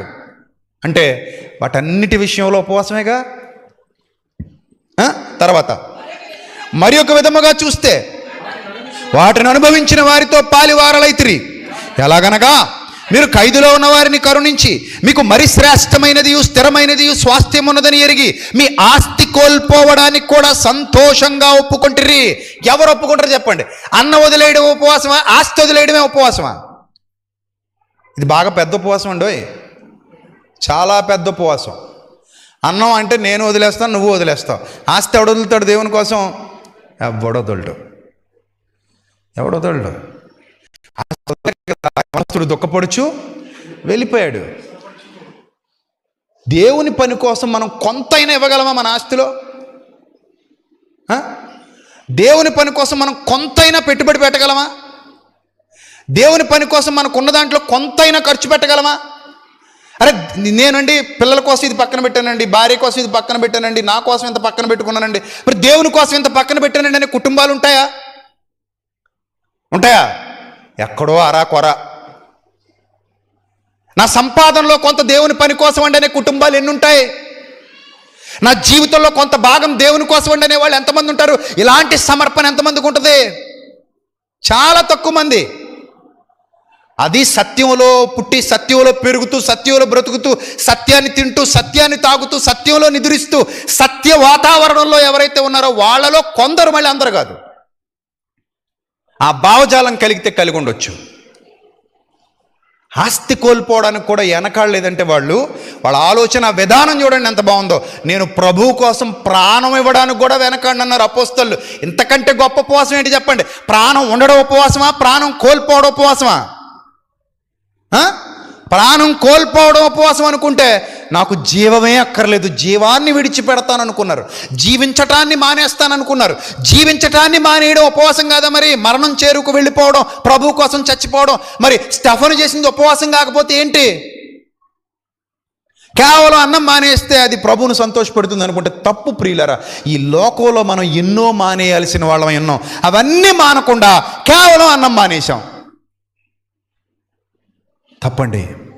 మీరు ఇంకా 20 ఏళ్ళు బతకొచ్చు, 30 ఏళ్ళు బతకొచ్చు, 40 ఏళ్ళు బతకొచ్చు, తర్వాత ఈ లోకం నుంచి వెళ్ళిపోతారు. మిమ్మల్ని అందరూ మర్చిపోతారు. మీ చరిత్ర ఉండదు ఇక్కడ. మీ చరిత్ర ఉంటుంది అనుకున్నారేమో, ఉండదు. మీరు ఎక్కడ బ్రతుకుతున్నా, ఏం చేస్తున్నా, ఇంకొక 20 ఏళ్ళు, ఇంకో 15 ఏళ్ళు తప్ప తర్వాత మీరు కనబడదామన్నా ఎక్కడ కనబడరు. మీ ఫేస్ చూద్దామన్నా ఎక్కడ కనబడదు.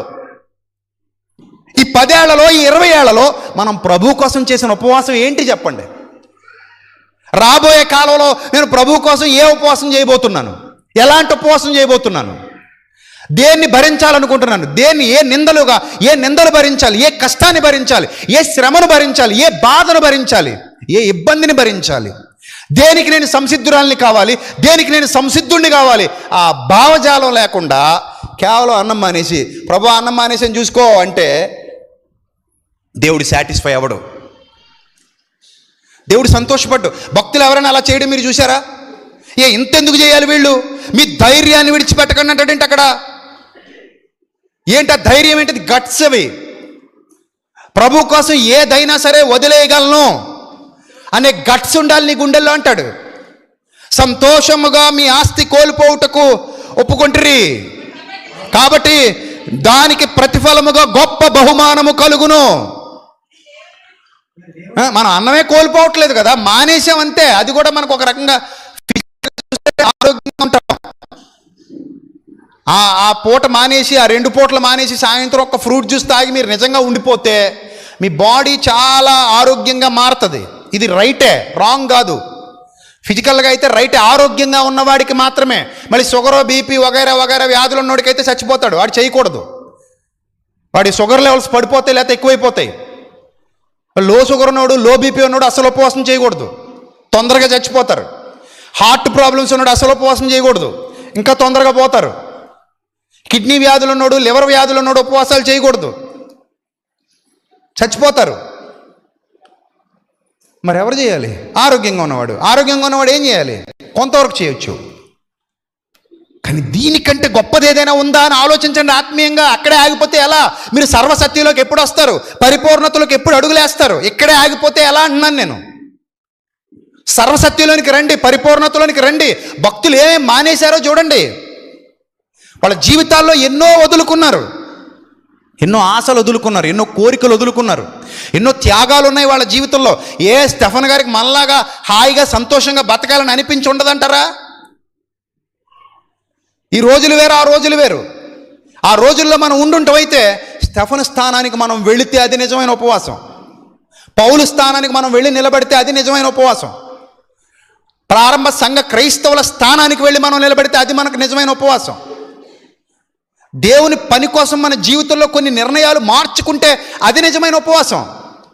దేవుని పని కోసం మన జీవితంలో కొన్ని వదులుకుంటే అది నిజమైన ఉపవాసం.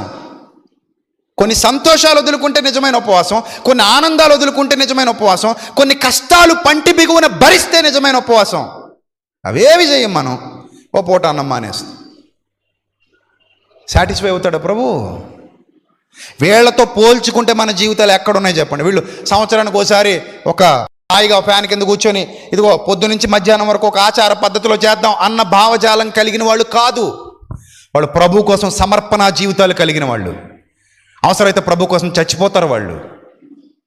ప్రభు మాటలు ప్రకటించడానికి ఖండాంతరాలు దాటి వెళ్ళిపోయిన వాళ్ళు భక్తులు. వాళ్ళు ప్రభు పనిలో ఎన్ని కష్టాలైనా పర్లేదు, ఎన్ని నష్టాలైనా పర్లేదు, ఎన్ని నిద్రలేని రాత్రులు గడిపినా పర్లేదు అనుకున్నాడు అపోస్తలుడైన పౌలు.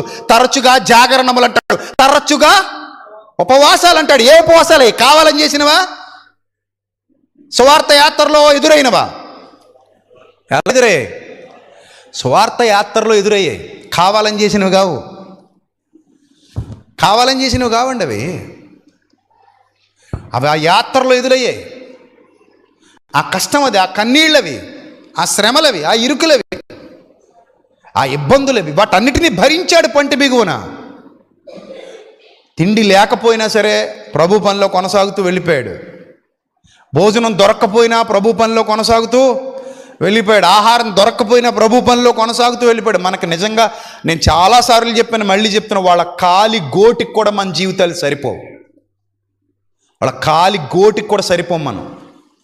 అసలు ఈ రోజున్న పరిస్థితులు వేరండి. ఈ రోజు ఇంత సుఖం వచ్చేసింది మనకి. ఆ రోజుల్లో ఇంత సుఖం లేదు. ఆ రోజుల్లో ఇలా కూర్చొని మాట్లాడుకోవడానికి కూడా లేదు, చంపేసేవారు. కానీ ఇప్పుడు మనం హాయిగా ఫ్యాన్ కింద కూర్చొని వాక్యం వింటున్నాం. ఆ రోజుల్లో ఫ్యాన్లు కాదు కదా, బతకడానికి ఛాన్సెసే లేవు. అలాంటి రోజుల్లో కూడా వాళ్ళు దేవుని కోసం అంత కష్టపడ్డారు, దేవుని కోసం అంత శ్రమ పడ్డారు. మరి మనం ఆలోచించండి. అందరికీ అన్ని సౌకర్యాలు కావాలి, అందరికీ అన్ని సుఖాలు కావాలి. 2 ఫ్యాన్లు తిప్పి 2 ఫ్యాన్లు కట్టేయండి చెప్తాను, ఏమవుద్ది అప్పుడు? ప్రతోడు ఆయన పిలుస్తారు, అయ్యి బాబు ఆ ఫ్యాన్ అయ్యి, ఈ ఫ్యాన్ అయ్యి. మాకు చెమట పట్టకూడదు. మరి ఎలా వినాలి మేము వాక్యం? చెమట చెప్పేవాడికి చెమట గారిపోయిన పర్లే, ఆడేదో ఆడి చావాడు తెస్తాడు. కానీ మాకు మాత్రం ఏం పట్టకూడదు. అసలు ఆ ఫ్యాన్ తిరగాలి, ఈ ఫ్యాన్ మొత్తం ఫ్యాన్లు తిరగాలి, అవసరమైతే ఏసీలు కూడా పెట్టుకోవాలి. చల్లగా ఉండాలండి మాకు వాక్యం వినాలంటే. ఇంత సుఖంగా బతికేస్తున్నాం మనం. ఇంత సుఖంగా బతుకుతున్న రోజుల్లో కూడా మనకు భక్తి లేకపోతే కుక్క చావు చచ్చిపోతాం. జాగ్రత్త. ఇక్కడ కాదు, అక్కడ. ఇంకా అంతకంటే దారుణమైన పరిస్థితి ఇంకోటి ఉండదు. నీకేం పోయే కాలం, అన్నీ ఉన్నాయి. నీకేం తక్కువ చేశాడు ఆయన? అన్నీ ఇచ్చాడు. పౌలు గారికి లేనివి మనకున్నాయి, పేతురుకు లేనివి మనకున్నాయి, ఆ ప్రారంభ సంఘ క్రైస్తవులకు లేనివి మనకున్నాయి, అపొస్తలులకు లేనివి మనకున్నాయి. మనకి ఏం తక్కువ? అన్నీ ఉన్నాయి. అన్నీ ఉన్నవాడు దేవుని కోసం ఇంకా గొప్పగా బతకాలి. కానీ అన్నీ ఉన్నవాడు ఇంకా లోకానికి దగ్గర అవుతున్నాడు, దేవునికి దూరం అవుతున్నాడు. ఇది ఎంత ప్రమాదకరం ఒక్కసారి మనసు పెట్టి ఆలోచించండి. ఏంటి నిజమైన ఉపవాసం అంటే? కొరింథీ పత్రికలు ఏమంటాడో తెలుసా అండి? కొరింథీలకు రాసిన మొదటి పత్రిక 8వ అధ్యాయం 13వ వచనం. కొరింథీలకు రాసిన మొదటి పత్రిక 8వ అధ్యాయం 13వ వచనం. కాబట్టి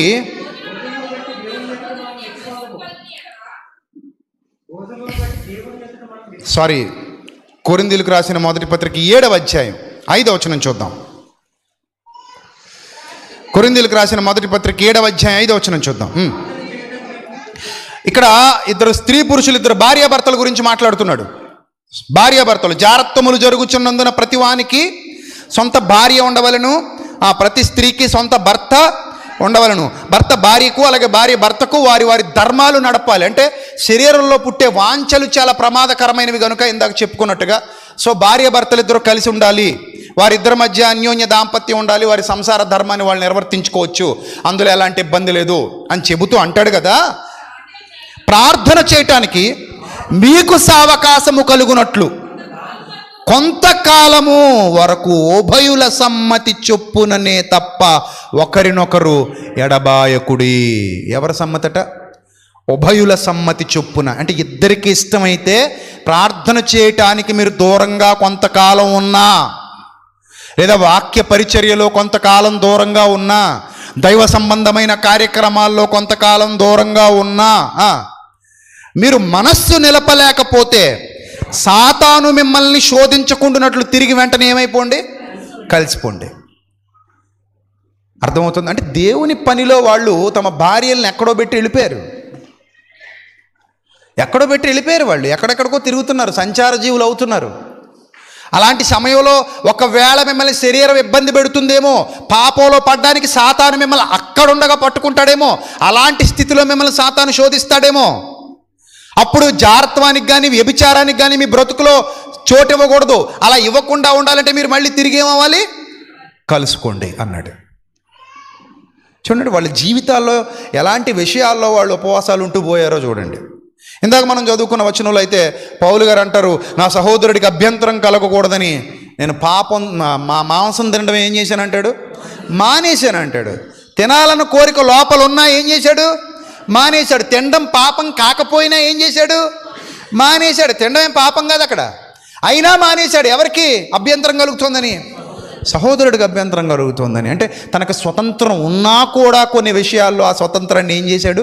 కోల్పోయాడు, దాన్ని వదిలేసుకున్నాడు. అది నిజమైన ఉపవాసం. ఇంకా హెబ్రీ పత్రిక 11:36 ఒక మాట వ్రాయబడింది. హెబ్రీ పత్రిక 11:36 మరికొందరు తిరస్కారములు, కొరడా దెబ్బలు, మరీ బంధకములు, ఖైదును అనుభవించారు.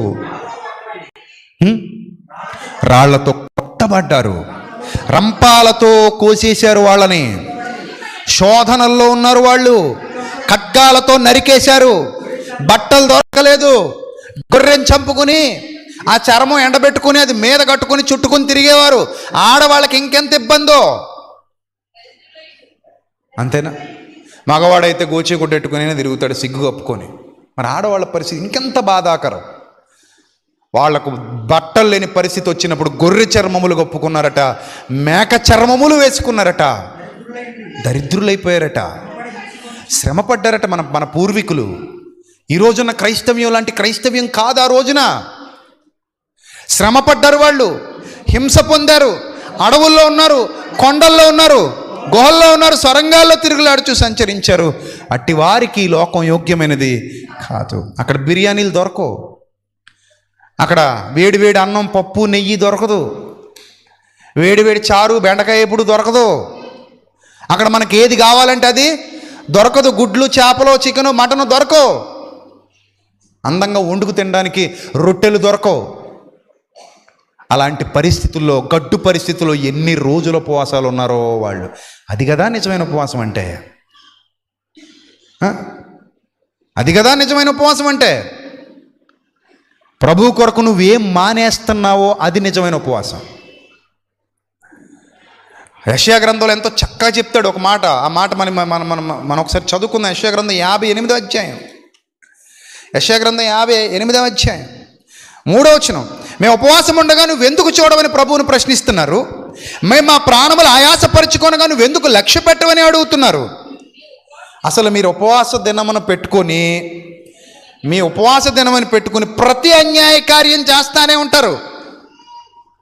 ప్రతి అన్యాయ కార్యం చేస్తానే ఉంటారు. 6వ వచనం అంటాడు, 6వ వచనం పై మాట, అట్టి ఉపవాసము యెహోవాకు ప్రీతికరమని మీరు అనుకొందురా.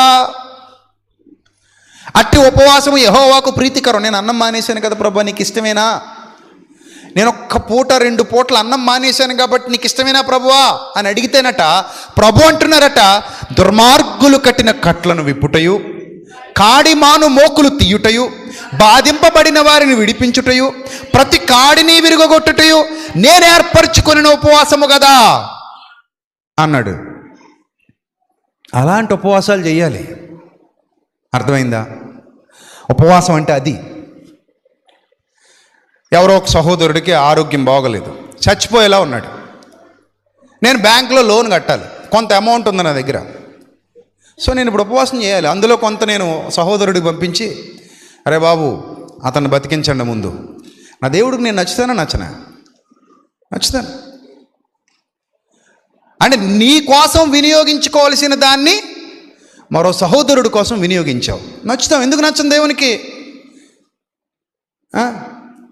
ప్రభు పని ఉంది, ప్రభు పరిచర్య ఉంది. నేను దేనికో ధనం వాడుకోవాలి, ఉంటే దేనికో దానికి వాడతా. ధనాన్ని నా ప్రభు పరిచర్య కోసం, ఆత్మల సంపాదన కోసం ఖర్చు చేశా. నేను ఇక్కడ ఉపవాసం ఉన్నా, అక్కడ ఖర్చు చేశా. అది నా తండ్రి చూడ్డా? నా తండ్రి దాని విషయంలో నాకు మేలు చేయడా?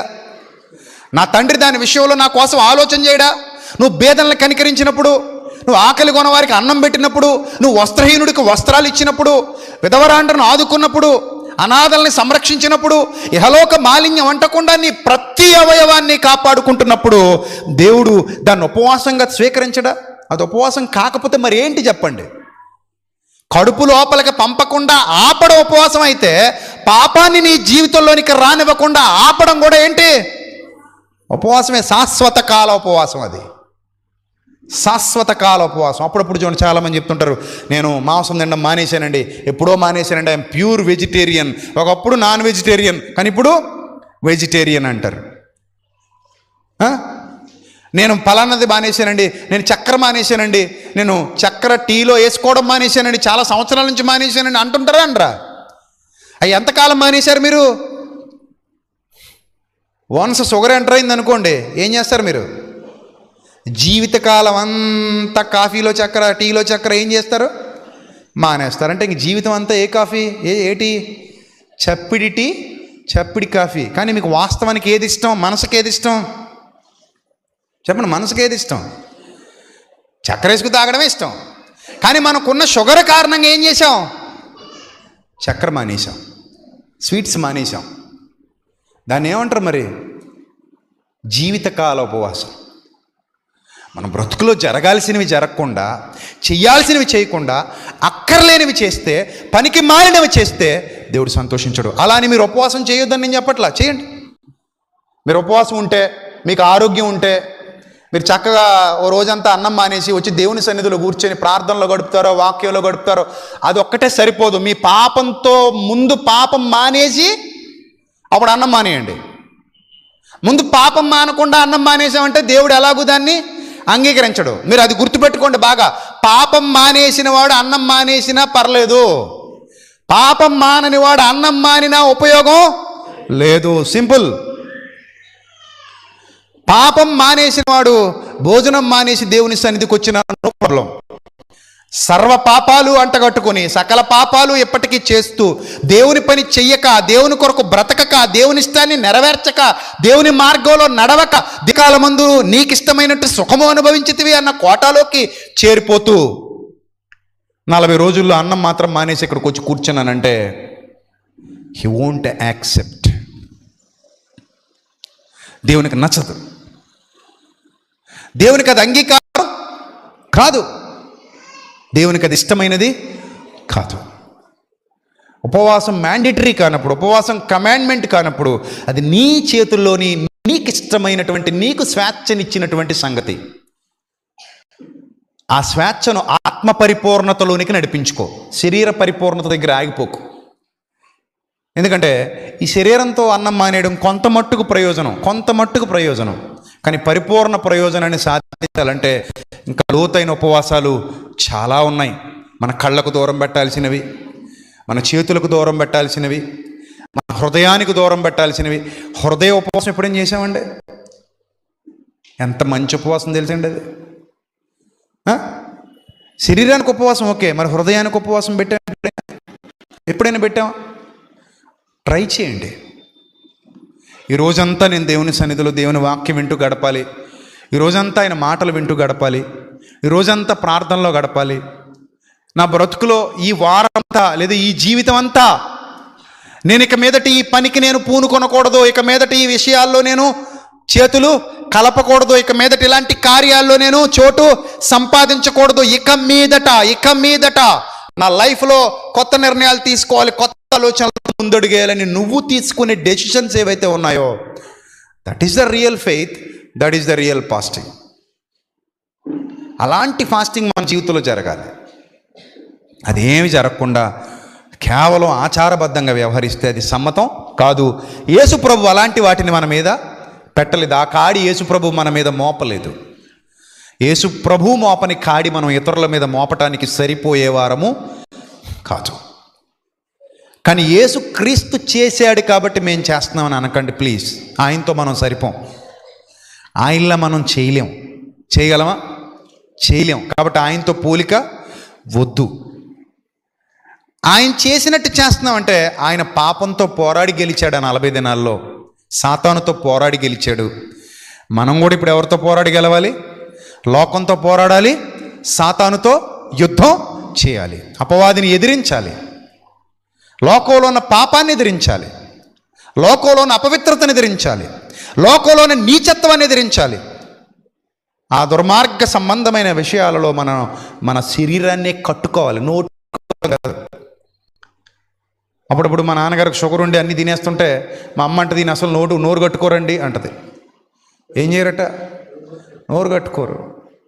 నోరు కట్టుకోకపోతే ఏమవుతుంది? షుగర్ ఎక్కువ అవుతుంది. షుగర్ ఎక్కువ అవుతే ఒక 5 ఏళ్ళు ముందో 10 ఏళ్ళు ముందో పోతాం. 10 ఏళ్ళు ఎక్కువ బతకాల్సినాడు ఏమైపోతాడు? తన మరణ శాసనం తానే రాసుకుని ఒక 5 ఏళ్ల ముందో 10 ఏళ్ల ముందో పోతాం. కానీ పాపం కట్టుకోకపోతే శాశ్వత కాలం పోతాం. ఈ మరణం కంటే ప్రమాదకరమైన మరణం అది. ఇది భౌతిక మరణం, అది అభౌతిక మరణం. ఆ మరణం నుండి విడిపించాలని యేసుక్రీస్తు ఈ లోకానికి వచ్చాడు. ఈ మరణం నుంచి విడిపించాలని రాలేదు ఆయన. ఈ మరణం ఎలాగూ తప్పదని ఆయనకు తెలుసు. అది దేవుడు నియమించింది. కానీ ఆ మరణం పాపం వలన వచ్చే జీతం అది చాలా ప్రమాదకరమైంది. అక్కడి నుంచి మనల్ని తప్పించాలని యేసుక్రీస్తు ఈ లోకానికి వచ్చారు. కాబట్టి ప్రియమైన దేవుని పిల్లలారా, ఉపవాసం ఎంతో మాధుర్యంతో కూడుకున్నది. భక్తి జీవితంలో ఒక మాధుర్యంతో కూడుకున్న ఉపవాసం అది. అవి భక్తుల జీవితాల్లో కనబడతా ఉంటాయి. ఈయన చేసిన త్యాగాలు మనం చచ్చిపోయాక చెప్పుకోవాలి. నువ్వు చేసిన త్యాగాలు చెప్పుకోవాలి నువ్వు చచ్చిపోయాక. ఒక విశ్వాసిని కప్పెట్టడానికి సంఘం అంతా వెళ్ళినప్పుడు, ఒక విశ్వాసిని సమాధికి అప్పగించడానికి సంఘం అంతా వెళ్ళినప్పుడు సంఘం అక్కడ మాట్లాడుకుంటూ ఉండాలి. ఎన్ని త్యాగాలు చేసింది మన సహోదరి, ఎన్ని త్యాగాలు చేశాడు మన సహోదరుడు, ప్రభు పనిలో నిరంతరాయంగా శ్రమించిన యోధుడు, నిజమైన క్రీస్తు సైనికుడు, నిజమైన క్రీస్తు శిష్యుడు, ప్రభు కొరకు దేవుని కార్యాల కొరకు తనను తానే సమర్పించుకున్న యోగ్యుడు, పరిపూర్ణుడు. ప్రభు పని అంటే పడి చచ్చిపోయే వ్యక్తి, ప్రభు పని కోసం తనను తానే సమర్పించుకున్న వ్యక్తి అని గొప్పగా మనం ఉపవాసం గురించి మాట్లాడుకోవాలి. అలాంటి ఉపవాసాలు మన జీవితాల్లో జరగాలి. అలాంటి ఉపవాసాలు మన జీవితంలో జరగకపోయినంత వరకు సాధారణంగా భోజనం మానేసిన అది దేవుని సన్నిధిలో ఎలాంటి ప్రయోజనం ఉండదు. ఆయన అసలు కన్సిడర్ కూడా చేయరు. మన భ్రమ అంతే. మనం ఏమనుకుంటామంటే ఈరోజు అన్నం మానేశాను కాబట్టి దైవాశీర్వాదాలు నా మీదకి వచ్చేస్తాయి అనుకుంటాం. రావు. దావీదు అన్నం మానేసే ఏడ్చాడు. బిడ్డ బతికిందా? దావీదు అన్నం మానేసేనా, గోనె పట్ట కట్టుకునేనా, ఉపవాసం ఉన్నా, కన్నీరు గార్చి రోధించాడు. కానీ బిడ్డ బతికిందా? బతకలా. ఎందుకు బతకలా? బతకడు.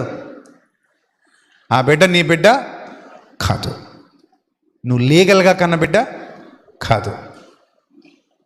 సో నువ్వు పాపం చేసి అసలు ఆమె భర్తను చంపించేసి ఆ పాపంతో, ఆ కన్నింగ్ మెంటాలిటీతో ఈ బిడ్డను నీ వారసుడిగా చేసుకోవాలనుకుంటున్నావు. ఈ బిడ్డ నీ వారసుడు కాడు. ఎందుకంటే ఆమె నీ వివాహ సంబంధమైన భార్యగా అప్పటికీ లేదు. సో ముందు పాపం మానాలి, పాపాన్ని కడుక్కోవాలి, పాపం విషయంలో బయటపడాలి, మనం నిలబడాలి, తిరిగి నిలబడాలి. అందుకే ముందే చెప్పాను, పడిపోవటం చాలా కష్టం, పడిపోవటం చాలా సులభం, తిరిగి నిలబడడం చాలా కష్టం. అందుకే తాను నిలుచున్నానని తలంచుకున్నవాడు పడిపోకుండానట్లు జాగ్రత్తగా చూసుకోవాలి. అలాంటి గొప్ప స్థితిలో, ఆత్మీయ స్థితిలో, సంతోషకరమైన స్థితిలో ఆ ఉపవాస మాధుర్యాన్ని అనుభవించండి. సంతోషంగా గొప్పగా చెప్పుకోండి, నేను పలానాది మానేసి ఇన్ని సంవత్సరాలు అవుతుంది, ఐఎమ్ గ్రేట్ అని చెప్పుకోండి. నేను పలానా విషయంలో నా చేతులు కట్టేసుకుని ఇన్ని సంవత్సరాలు అవుతుంది, ఐఎమ్ గ్రేట్. పలానా విషయంలో నేను నా కళ్ళు కట్టేసి ఇన్ని సంవత్సరాలు అవుతుంది, ఐఎమ్ గ్రేట్. పలానా విషయంలో నేను జాలిని పెంపొందించాను, పలానా విషయంలో నేను దయను పెంపొందించాను, ఆ దయ కోసం, ఆ జాలి కోసం, ఆ కరుణ కోసం నేను చాలా అవి ఆపుకున్నాను, ఐఎమ్ గ్రేట్ అని చెప్పుకోండి. సో అలాంటి గ్రేట్ఫుల్ మెంటాలిటీతో హ్యాపీగా జీవించండి. అవి ఏవీ లేకుండా నేను ఏదో చేస్తున్నానంటే నష్టపోవడం తప్ప దానివల్ల ఎలాంటి ప్రయోజనం ఉండదు. ప్రభువులో మీరు అందరూ వర్ధిల్లాలని మనస్ఫూర్తిగా ఆకాంక్షిస్తూ ఈ దినపు ఈ దైవవాక్యాన్ని ముగిస్తున్నాను. తలలు వంచండి, ప్రార్థన చేసుకుందాం. పరిశుద్ధ ప్రేమ కలిగిన తండ్రి, దయ కలిగిన దేవ, ఇంతవరకు నాతో మాతో మా అందరితో సూటిగా మీ మాటలు తెలియజేసినందుకు స్తోత్రం తండ్రి. వెత్తబడిన ప్రతి మాట మా హృదయం అనే పలకల మీద వ్రాయబడి ప్రభా బహుగా మీ కొరకు ఫలించినట్లు సహాయం చేయండి.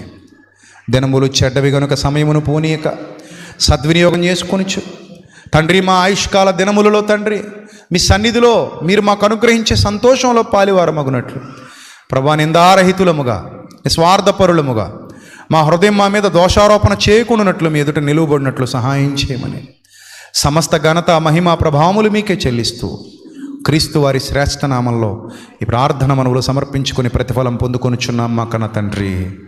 ఆమెన్. అందరికీ వందనాలు. May God bless you all. Thank you.